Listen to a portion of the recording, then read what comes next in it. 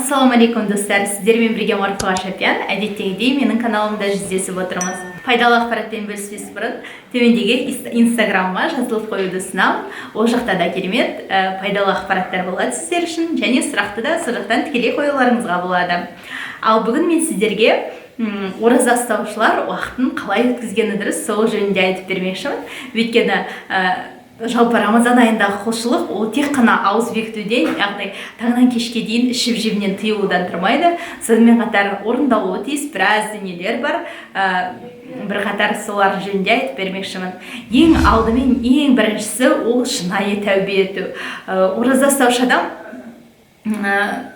мүмкіндігінше бұрын істеген қате кемшіліктеріне, күнәларына осы Рамазан айында шын жүрегінен тәубе етіп, шын жүрегінен кешірім сұрап, яғни шын ықыласымен оразасын ұстауы керек.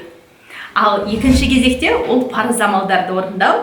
Парыз амалдарына өздеріңіз білетін жаңағы оразадан бөлек әрине 5 уақыт намазы кіреді.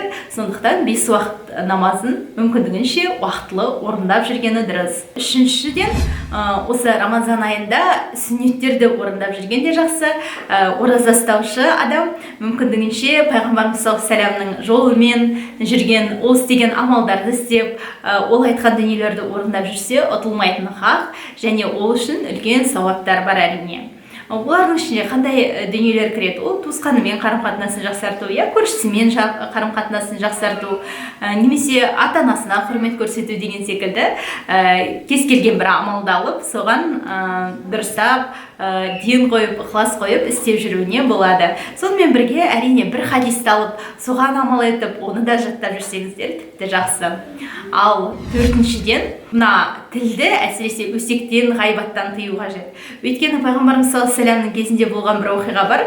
Екі қыз біреуді ғайбаттап отырады да, өздерінің ауыздары берік болады. Сосын пайғамбарымыз саллаллаху алейхи вассалам ол қыздар туралы айтады, олар ораза ұстаған жоқ дейді. Сонда қалай ораза ұстаған жоқ? Олар таңнан кешке дейін аш жаңағыдай ауыздарын бекітті ғой деген кезде, жоқ, олар өздерінің туған бауырларының етін жеді.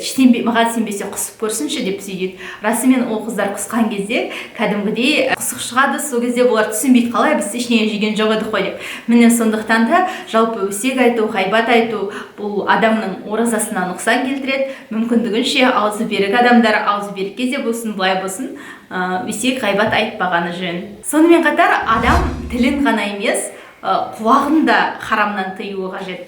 Құлағын харамнан тыю деген қандай? Ол бос нәрселерді естімеу, мәнсіз мағынасыз музыка тыңдамау, оның орнына көбірек Құран тыңдау, немесе біреулер өсек айтып тұрса, оны да тыңдамау. Кейбір адамдар өздерін ақтайды, мен айтқан жоқпын, мен емес, сол жаңағы менің жанымдағылар айтып жатыр деген секілді. Адам құлағын да сақтау керек екен.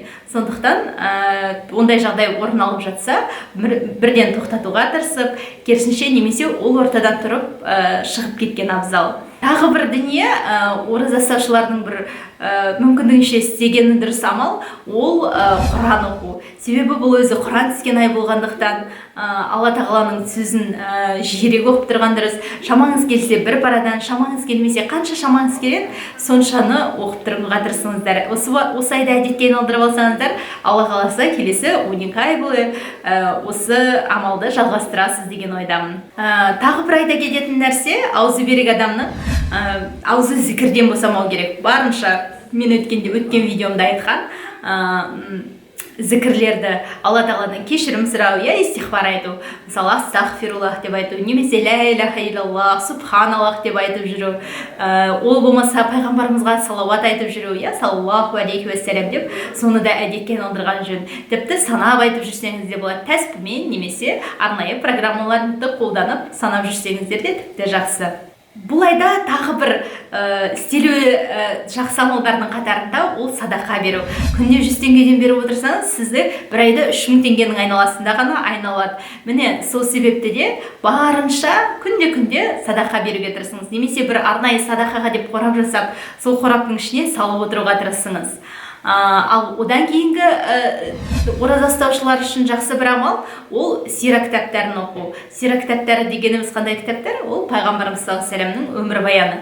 Пайғамбарымыздың өмірбаянын оқу арқылы адамның иманы қуатталады, одан сайын арта түседі, тіпті бір сол әлемге саяхат жасағандай ерекше күйге түседі. Аузы берік адамдар істеуі тиіс тағы бір дүние бұл Рамазанның ерекше екенін өзгелерге, ораза ұстамағандарға жеткізу, ол туралы айтып беру барынша. Сонымен қатар айналасына жақсылық жасау, тағы бір ең сізден ұмытпауыңызды тілейтін тағы бір дүнием, ол бүкіл әлем үшін, бүкіл айналамыздағы мұсылмандар үшін көбірек дұға ету. Әсіресе қазіргі жағдайда мына коронавирустың бүкіл әлемге тарап атқан кезінде бүкіл әлем үшін барлығымыз жабылып осы Рамазан айында дұға етіп қойсақ, ол әрине артықтық етпейді.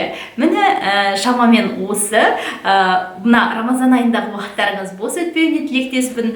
Барлығымызға да соны тілеймін. Өздеріңізбен келесі кездескенше аман сау болыңыздар. Қандай тақырыпта видеолар қызықтырады, осы видеоның астына комментарийде жазып кетіңіздер.